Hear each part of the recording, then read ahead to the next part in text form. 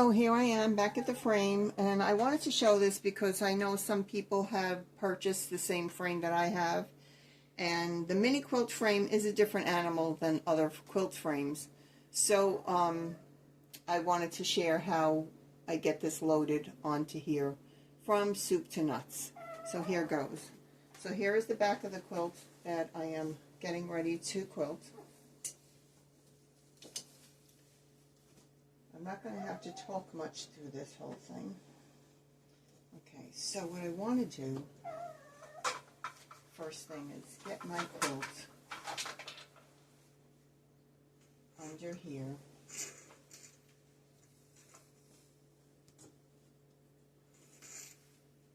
You know what? The needle drags against the quilt, and I'm always anxious that it's going to rip a hole in the fabric. Anyhow, let's keep going. So my method is to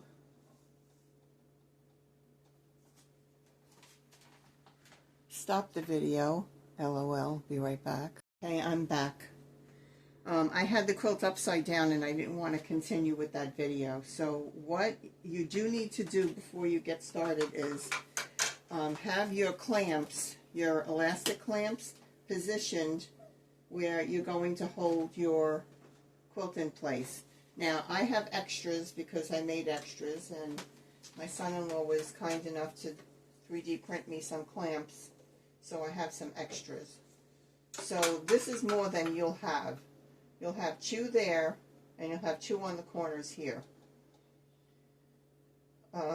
If you happen to make clamps, this is what I do. So, what I try to do first is get to the middle of the quilt. I like to quilt from the middle of the quilt out. This way it's pushing the fabric out to the sides instead of me trapping some fabric in the middle of the quilt and having it bunch up in the middle where I can't do anything about it at that point.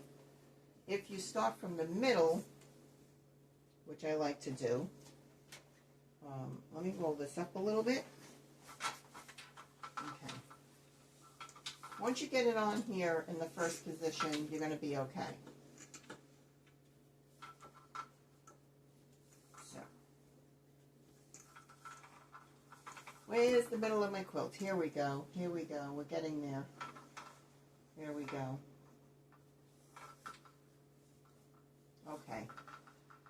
So this is the middle of my quilt because that's the only square that I have of this fabric. So what I'm going to do is, now that I know where I want to start, is I want to get my machine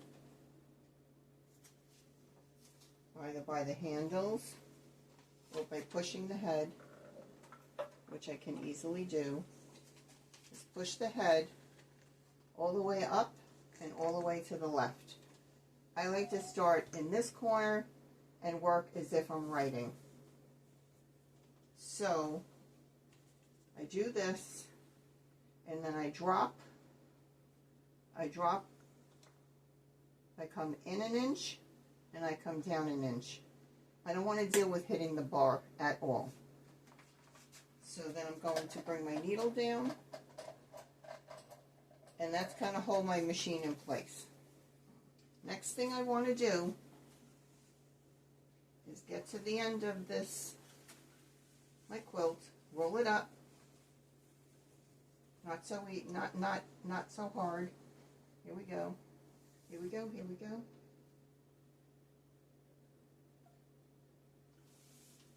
And put my clamps on. So you get the two big rails go on the back of the railing. Put them on the side. Get the second one. Put it on the side, on the back end. You will see that if you try to put your clamps, what's going on? you will see that if you try to put your clamps, interesting, very interesting, there. You will see if you try to put your clamps on from the top down, you might crack them. They weren't meant to go on in that direction. And then I adjust these elastics. I think that's what happened. This elastic was stuck under there. Put the elastics onto the bars. I have 3, just to get it out of the way. You can be neater with your roll-up if you're concerned about having to press it later. I don't concern myself too much with that. And then what I need to do is get this piece rolled up and out of the way, because I need to move my handles on the front. And what goes on the front are 2 shorter clamps. Now, they have marks on here. They say if you put the grace this way, the G, you should be able to quilt all the way over to here. I made that mark. I'm not sure it's perfect, but they have a system for doing it that way. I'm paying attention to that. Since I haven't done that from the beginning, I'm not going to start doing it now. And then also, we need 2 clamps on the side, so let me grab those and come right back. Okay, so now I have the 2 side clamps on as well, and I'm going to move you in a little bit. Well, I don't need to move you in. I'm going to pull my thread up. So, bring my needle up, and now my machine could help me grab that bobbin thread, which it just did. So here's my bobbin thread, and of course my top thread is still there. I bring it right back to the spot where I began that stitch, and where I pulled that bottom thread up from, I put it underneath the foot. I start a couple of stitches, and then I get going with how I'm going to quilt this. So I haven't even decided how I'm going to quilt this,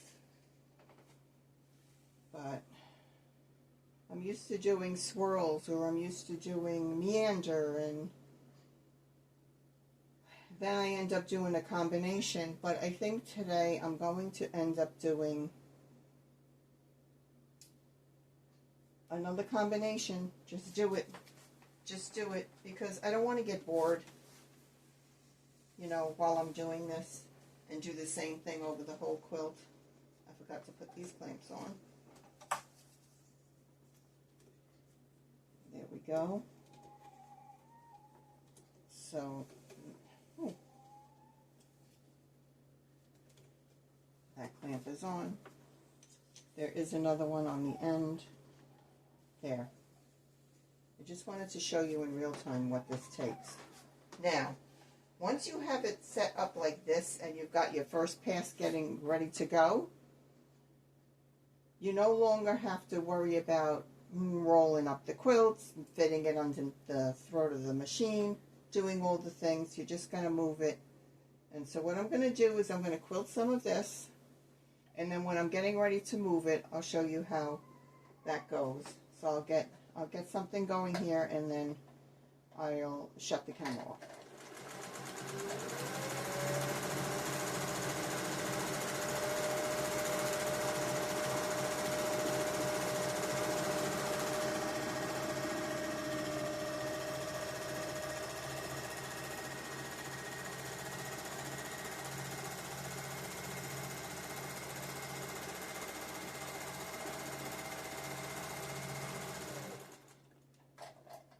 I want to stop because I want to snip those threads. Do not want to tack them down. I'm not sure I made the best decision with the thread. Well, I guess it's fine. It's as close as it gets. It's a nice off-white kind of a thread. and it's a glide thread, and this is an off-white, so that's as good as it's going to get. I'm going to go ahead and finish this section, and then I'll come back and I'll show you how it is to move the quilt. So what I decided to do was, with that center block, is I wanted to echo some of the chocolate swirls in here, and then on the cakes, I just put some, like I was decorating the cakes on there. But then I decided to do the swirly, and that's what I'm going to stick with. I'm going to stick with one design. It's going to be a swirl and a loop, and a swirl and a loop, and just keep on doing that over the entire rest of the quilt, because then I end up getting bogged down with, oh, what do I do with this section, and what do I do with this section, and I don't want to do that. I want to just keep the momentum going, and that's what I'm going to do. So now I just finished that section. Now to move it, I have to take off. Oh, let me zoom out. I'm sure I have to zoom out.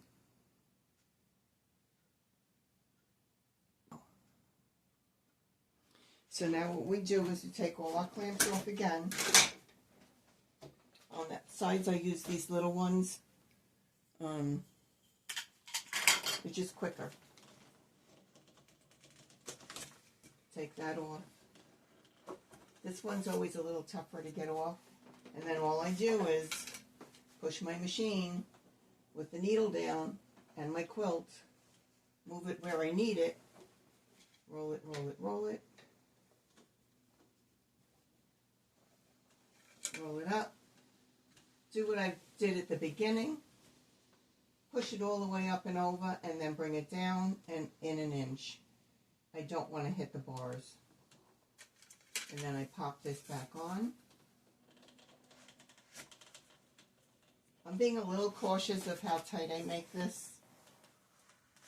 Pop that back on. I don't turn them in yet. Come to the front. Give it a tug. Come to the front. Give it a tug. Now I turn it in. Turn that in. Turn that in. Turn this in. Turn this in. Makes it a little bit tighter. And like I said, on the sides, I just do this. I don't feel the need for the big anchors on the side. Do that. Roll this up just to get it off the handle. So now I don't need to clamp it because there's not a lot of it. I'm never going to get down this far to worry about this getting in the way. And then roll this up. And do the best to get. What I'm trying to do is allow myself to have as much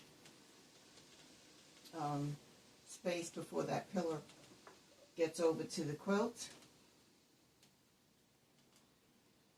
Hook it up. This is where you're a little blinded because I can't see what I want to do. Hook it onto there. And then this side. Like I said, I have 3 of these set up on here because I recreated some of what they gave. And then I go ahead and get my quilting done. So let me do a little bit of that so you get the swing of what I'm doing. And then that's it. So that didn't take long at all. So here goes.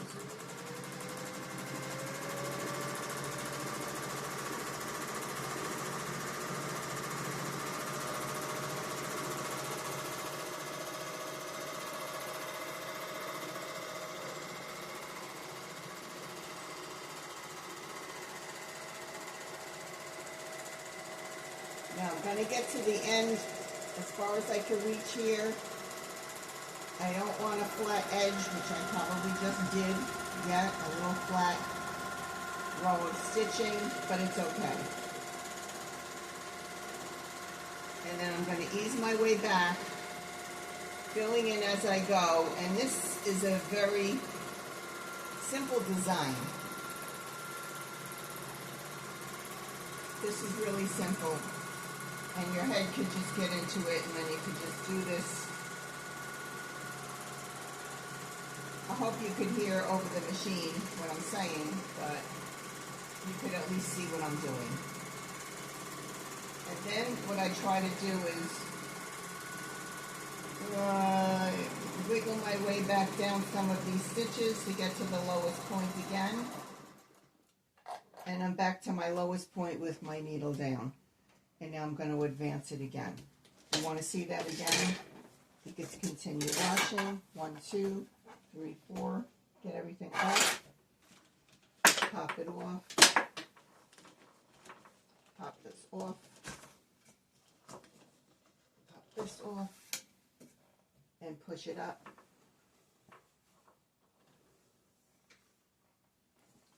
And that would really just be how you would continue on using the mini frame. It's not hard, it's muscle memory. You do it a few times, especially if you're doing it, you know, you're just doing it on a quilt. You're not going to do one little section. You're going to do a whole quilt in repetition. So you should be able to remember exactly what's doing. Turn them in. Make your quilt nice and tight on the frame, like this. Pop on your sides.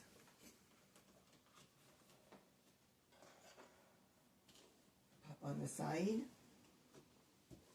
And there you go. Ready to go again. So that's about it. I just wanted to show in real time what it's like to advance the quilt. And I hope that this was helpful to some of you who have this frame and are not sure about using it the easiest way possible.